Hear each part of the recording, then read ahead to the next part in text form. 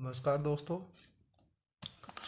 जैसा कि मैंने कहा था कि दशमलव संख्याओं का एक अलग से वीडियो मैं अपलोड करूंगा, तो आज यही टॉपिक अपना दशमलव संख्याएं और दशमलव संख्याओं के प्रकार, दशमलव संख्याएं किसे कहते हैं। और कक्षा 10 में एक पॉइंट आता है कि परिमेय संख्याएं कौन सी शांत हैं और कौन सी अशांत है, और बिना भाग की क्रिया के हमें दशमलव संख्याएं ज्ञात करना है या दशमलव के रूप में व्यक्त करना है। तो इस टॉपिक की दृष्टि से ये महत्वपूर्ण है, कक्षा 10 बोर्ड एग्जाम की दृष्टि से महत्वपूर्ण है और प्रतियोगिता परीक्षाओं की दृष्टि से भी महत्वपूर्ण है। तो सभी दोस्तों से मैं निवेदन करता हूँ या कहता हूँ कि अगर मेरे इस चैनल में आपको गणित से संबंधित टॉपिक्स क्लियर ना हो तो मेरे चैनल को सब्सक्राइब जो किया हुआ है वो अनसब्सक्राइब कर दें। और अगर मेरे चैनल से आपको गणित के सभी कंटेंट्स अगर मैं क्लियर कर पाऊँगा तो मेरे चैनल को सब्सक्राइब कर लें, बेल आइकन बटन ऑल को क्लिक कर लें ताकि मेरा हर वीडियो आपके पास सबसे पहले पहुंचे। और गणित से संबंधित हर जो भी प्रॉब्लम्स होंगी वो मुझे कमेंट करके बताएं, मैं उसको सोल्व करके नेक्स्ट वाले वीडियो में अपलोड कर दूँ। तो अपना ये टॉपिक स्टार्ट करते हैं। तो दशमलव संख्याएं, सबसे पहले तो दशमलव संख्याएं कहते किसको है। तो यहाँ इसके नाम से ही डिक्लेयर हो रहा है कि जो संख्याएं 10 के मान के रूप में व्यक्त की जा सकती हैं उन संख्याओं को दशमलव संख्याएं कहा जाता है। 10 का मान क्या होता है कि जो 10 के जो मान होता है वो बहुत बड़ी संख्याओं को लिखा जाता है, जैसे प्रकाश वर्ष की दूरी 10 की घात के रूप में लिखी जाती हैं, तो वे दशमलव संख्याओं का एक व्यक्त रूप है। तो जहाँ मैंने यहाँ एक उदाहरण दे रखा है 1.735, जो कि एक दशमलव संख्या है, लेकिन जो एक जिसका वास्तविक मान अगर परिमेय संख्या के रूप में लिखा जाता है तो वो है 1735/10 की घात 3। तो ये 10 का मान है। तो यहाँ हमारे पास 10 की जितनी घात होंगी उतने ही अंकों पर दशमलव दाएं से, राइट साइड से उतने ही अंक छोड़कर दशमलव लगा दिया जाता है। जैसे अभी एक उदाहरण और हम लेते हैं। अगर हमारे पास एक टॉपिक, यहाँ तो मैंने उदाहरण लिखा हुआ था उसको एक्सप्लेन कर दिया, लेकिन अगर हमें ऐसा लिखा हुआ है 1847 या 77/10 की घात 2, तो ये एक 10 की घात का रूप है। तो इसको हम दशमलव संख्याओं में व्यक्त कर सकते हैं और इसका जो मान आएगा वो मान आएगा 18.73। यहाँ मेरे 10 की घात लिखी हुई है 2, तो यहाँ हम दाएं इकाई अंक से 2 अंक छोड़कर, यानी 3 और 7 को छोड़कर दशमलव लगा देंगे तो यह संख्या दशमलव में व्यक्त हो जाएगी। या किसी भी दशमलव संख्या को अपोजिट करना हो तो जितने अंकों का दशमलव है लगा हुआ है उतने अंक हम ही गिन लेंगे। इसका उदाहरण, नेक्स्ट उदाहरण हम देते हैं। जैसे 1.7586, इसको हम 10 की घात के रूप में लिखना चाहें तो इसका सबसे सरलतम रूप होगा 17,586/10 की घात 4। 10 की घात 4, 10 की घात 4 इसलिए लिखा क्योंकि हमारा जो दशमलव के आगे जो अंकों की संख्या है वो कुल मिला के 4 अंक आगे दिए गए हैं, तो इसको हम 10 की घात 4 के रूप में लिख सकते हैं। तो इस प्रकार से दशमलव हटाना और दशमलव लगाने की प्रोसीजर यहीं कंप्लीट हो जाती है। फिर अगले वाले टॉपिक में यहाँ हमें दिया गया, तो मैंने कहा था कि दशमलव संख्याएं कितने प्रकार की होती हैं। तो सबसे जो कक्षा 10 में महत्वपूर्ण है, पहला वाला पॉइंट शांत दशमलव संख्याएं। इस टॉपिक को क्लियर कर लेंगे क्योंकि ये दशमलव संख्याएं बटा के पीक्यू के रूप में होती हैं, ध्यान रहे, और उन्हीं को पीक्यू को ही हम आगे कन्वर्जन करके दशमलव के रूप में व्यक्त कर सकते हैं। तो जिन संख्याओं में क्यू का अभाज्य गुणनखंड 2 की घात m या 5 की घात n या फिर 2 की घात m गुणा 5 की घात n हो, ध्यान रहे, क्योंकि 2 और 5 को ही हमने काम में क्यों लिया, क्योंकि 2 और 5 का गुणनफल ही 10 होता है और दशमलव संख्या 10 के रूप में ही व्यक्त होती हैं, तो 2 या 5 की घात को महत्वपूर्ण स्थान मिलता है। तो जिन संख्याओं के हर में, क्यों यहाँ हर है, 2 की घात आ जाए या 5 की घात आ जाए, वहाँ संख्याएं शांत दशमलव संख्याएं होती हैं, अर्थात जिनको भाग देने के बाद कुछ स्टेप के बाद शेषफल शून्य आ जाता है, तो ऐसी संख्याओं को हम शांत दशमलव संख्याएं कहते हैं। अर्थात शेषफल शून्य आ जाए, संख्याएं शांत दशमलव संख्याएं हैं। और कक्षा 10 की दृष्टि से हमें लिखना पड़ेगा कि अगर किसी की के क्यूब में 2 की घात आ जाए या फिर 5 की घात आ जाए या फिर दोनों की कंबाइंड घात आ जाए तो वहाँ शांत दशमलव संख्याएं होती है। जैसे उदाहरण हमने दे रखा है 7/8। जब हमने क्यू के अभाज्य गुणनखंड किए यानी क्यू का जो मान है वो है 8, तो जब हमने क्यू के अभाज्य गुणनखंड किए तो 7/2 की घात 3 का रूप आया। तो यहाँ क्यू के अभाज्य गुणनखंड 2 की घात 3 है, तो यह संख्या शांत दशमलव संख्याएं कहलाएगी। जैसे 2 की घात m होनी चाहिए, कुछ भी घात हो सकती हैं। वैसे ही 28/25 में जब हमने इसको विभाजन किया, क्यू के अभाज्य गुणनखंड किए, तो यहाँ मान आया 28/5 की घात 2। नेक्स्ट वाला पॉइंट, तो 9/20 ये उदाहरण है। तो 9/20 को जब हम अभाज्य गुणनखंड करेंगे क्यू के, तो 2 की घात 2 गुणा 5 आएगा। तो ये सभी की सभी संख्याएं शांत दशमलव संख्याएं कहलाती हैं। इसका एक टॉपिक अभी मैं अभी वीडियो में मैं क्लियर कर दूंगा कि बिना विभाजन क्रिया किए हुए हमें इन संख्याओं को दशमलव रूप में व्यक्त करो। शांत तो हैं, तो बिना विभाजन क्रिया किए हुए तो इनको हम किस प्रकार से हम रूप में या दशमलव रूप में व्यक्त कर सकते हैं, अभी ये टॉपिक क्लियर कर देता हूँ इसी संख्याओं के माध्यम से। तब तक के लिए अब दूसरा जो प्रकार है शांत दशमलव संख्याओं का, वो है अशांत दशमलव संख्याएं। अशांत का अपोजिट हो जाएगा शांत का, जब जस्ट अपोजिट। अपोजिट ये है जहाँ क्यू के अभाज्य गुणनखंड में 2 की घात m या 5 की घात n या 2 या 5 की घात mn ना हो, उसमें तो होनी चाहिए और यहाँ ना हो, तो वैसी संख्याएं अशांत दशमलव संख्याएं कहलाते हैं। जैसे कि 8/9, तो 8/9 में जब हर का यानी क्यू का अभाज्य गुणनखंड किया तो 3 की घात 2 आई, तो यहाँ स्पष्ट नजर आ रहा है कि 2 या 5 की नहीं है, तो ये अशांत दशमलव संख्या कहलाएगी। वैसे ही 11/6 में तो 2 गुणा 3 आए, अगर 2 होते तो अकेले सही है, लेकिन 3 और आ गया, तो इस प्रकार से ये संख्या अशांत दशमलव संख्या कहलाती है। ये 2 प्रकार के प्रसार होते हैं। अब ये अशांत दशमलव संख्या 2 प्रकार की अलग से हैं। 2 प्रकार कौन से हैं? एक तो शांत आवर्ती, अशांत आवर्ती। अशांत आवर्ती का मतलब ये है कि ऐसी दशमलव संख्याएं जिनमें किसी अंक की या संख्या की आवर्ती बार बार हो रही हो, यहाँ संख्या की आवर्ती बार बार हो रही हो, ऐसी संख्याओं को हम अशांत आवर्ती दशमलव संख्याएं कहते हैं। जैसे कि अगर हम 8 में 9 का भाग दें, तो यहाँ हम क्लियरेंस कर लेते हैं कि 8/9 शांत है या अशांत है। तो क्लियर है कि अशांत तो है, क्योंकि बटा 3 का क्यू का मान 3 में आ रहा है, तो अशांत हो गई।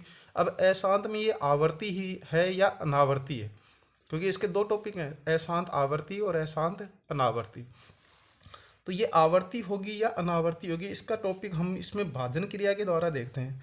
तो जब हम 8 में 9 का भाग देंगे, तो भाग नहीं जा रहा है शून्य, तो नहीं जा रहा है, तो दशमलव का प्रयोग और 0 लगा देते हैं, क्योंकि 10 का मान हमें रखना होता है।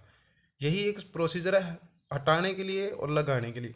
दशमलव सिर्फ एक बार ही प्रयोग होगा, बार बार दशमलव का प्रयोग नहीं होता एक ही संख्या में।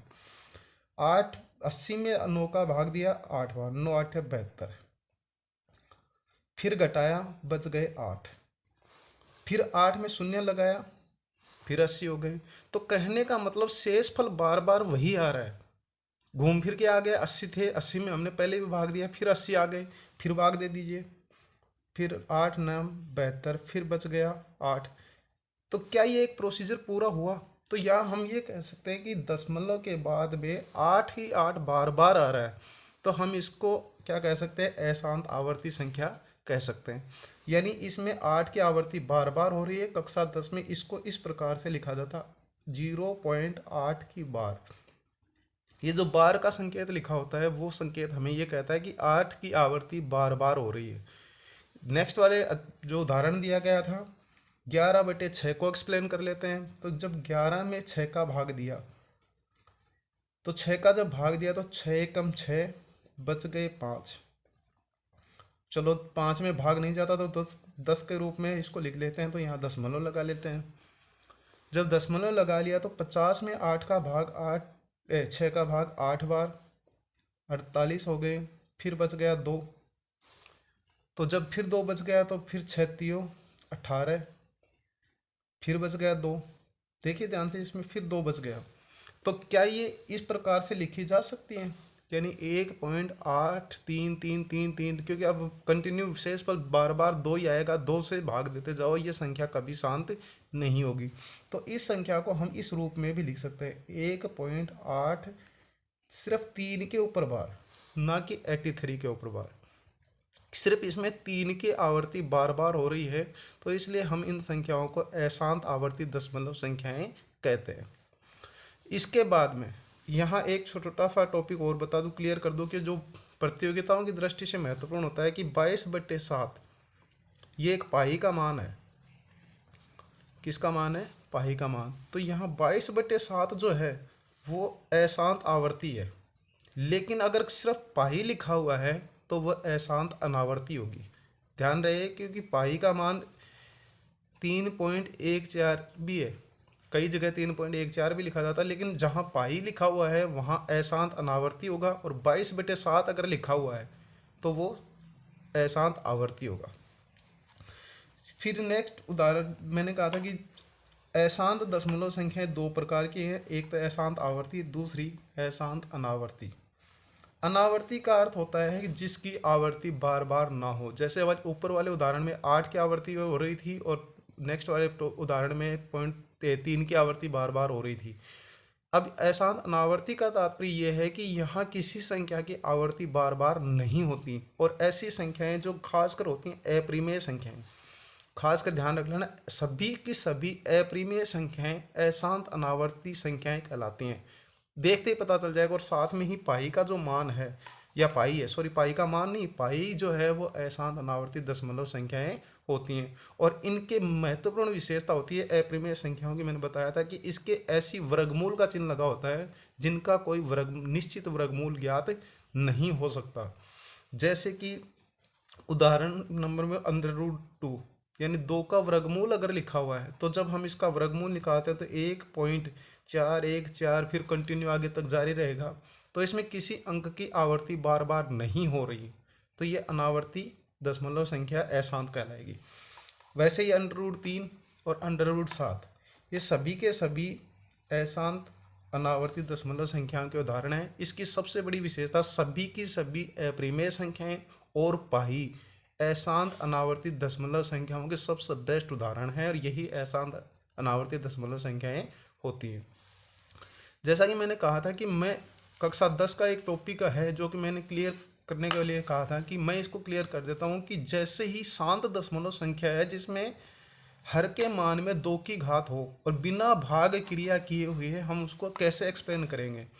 तो यहाँ हमारे पास इस टॉपिक को उठा लेते हैं, और ये हमारा टॉपिक यहाँ क्लियरेंस कर लेते हैं कि जैसे 7/8, 7/8 इसको अगर हमने क्लियरेंस किया तो 7/2 की घात 3 आया।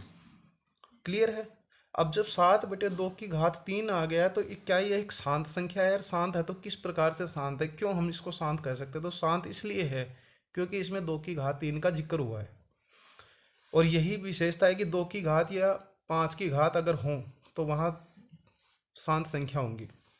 अब इसको बिना भाग किए तो हमें ये करना क्या है कि इस संख्या में 10 की घात हो जानी चाहिए।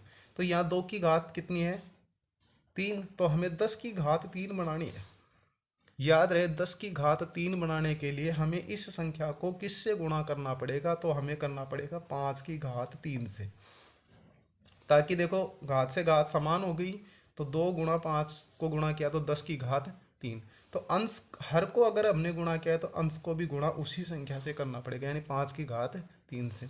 तो 7 गुणा 5 की घात 3 का मान होता है 125, 5 की घात 3 का। अब 7 को 125 से गुणा कर लीजिए, तो 7 को जब 125 से गुणा किया तो हमारे पास मान आ गया 875/10 की घात 3।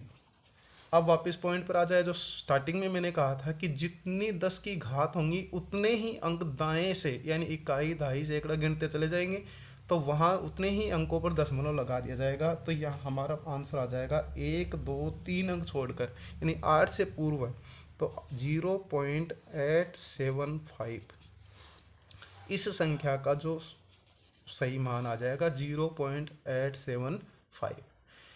फिर दूसरा उदाहरण हमें दिया गया था ध्यान दीजिए, उदाहरणों के माध्यम से कक्षा 10 का टॉपिक क्लियर हो जाता है, और ऐसी संख्या ऐसे प्रश्न कक्षा 10 बोर्ड एग्जाम में आते हैं, तो उनको क्लियरली देख सेटिस्फाई होके जाइए यहाँ से। तो दूसरा उदाहरण है 28/25। 28/25। तो जब 28/25 को हम क्लियर करते हैं तो हमारे पास जो टॉपिक बनता है कि 28 है। 28 अंश को छोड़िए, हर में देखिए 5 की घात 2 हो गई, क्योंकि 25 का जो मान है वो 5 की घात 2 है। अब इसको 10 की घात 2 बनानी है। 10 की घात 2, तो 5 की घात 2 तो है, तो 10 की घात 2 बनाने के लिए 2 की घात 2 का गुणा कर दिया, तो ये अंश से भी गुणा हो गया और हर से भी।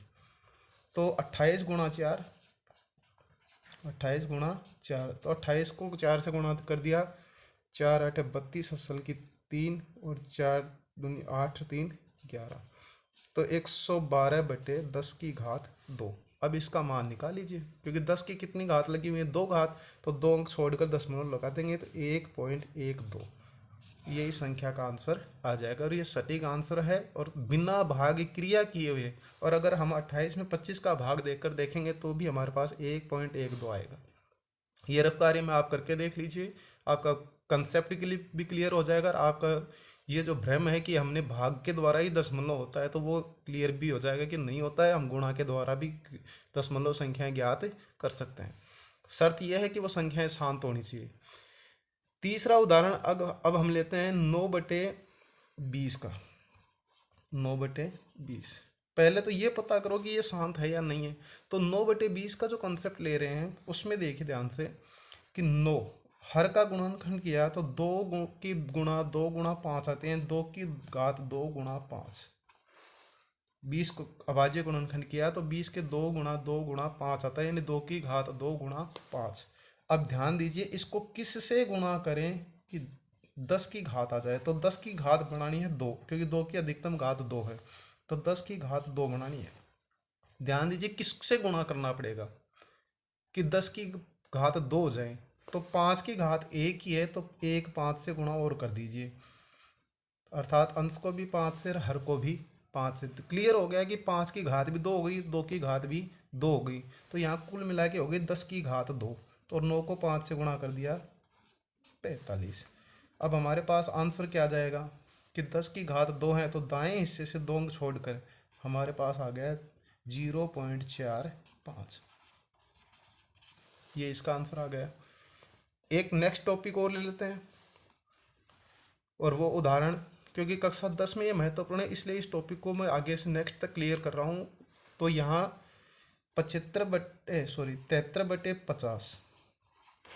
अब ये संख्या शांत है या नहीं है, तो इस शांत या अशांत को पहले उदाहरण के द्वारा, तो 73/2 गुणा 5 की घात 2। अगर हम अभाज्य गुणनखंड करते हैं किसका, 50 का, तो 2 गुणा 5 की घात 2, यानी 2 को भाग दिया 25 बार, फिर 25 में 5 का, फिर 5 में 1 बार, तो ये 2 गुणा 5 की घात 2 आया। अब इसको टॉपिक ऊपर वाले के अकॉर्डिंग कर लीजिए कि हमें फिर 10 की घात 2 बनानी है, क्योंकि अधिकतम घात 5 की 2 है। इसको किससे गुणा करें, तो साफ जाहिर है कि 2 से गुणा कर देंगे ताकि दोनों की घात 10 हो जाए, यानी 10 की घात 2 बन जाए और 2 की घात भी 2 हो जाए। तो यहाँ हमारा टॉपिक क्लियर हो गया। 73 को 6 से गुणा कर दिया, 73 को 2 से गुणा कर दिया, तो हमारे पास मान आ गए 146/10 की घात 2, क्योंकि एक घात ये एक घात ये, तो 2 की घात 2 और 5 की घात 2 को गुणा किया तो 10 की घात 2, तो हमारे पास मान आ गए 1.46। ये हमारा आंसर आ गया, जो कक्षा 10 बोर्ड एग्जाम BSc और NCERT दो सभी में कारगर है, और ये ऐसा टॉपिक हमेशा एग्जाम में आता है। और तब तक के लिए धन्यवाद, जय हिंद। मेरे चैनल को अगर आपको लगता है कि गणित के टॉपिक क्लियरली होते हैं और गणित के ट्रिक्स भी हमें पता चलते हैं, तो मेरे चैनल को सब्सक्राइब करें, लाइक करें और शेयर करें। धन्यवाद।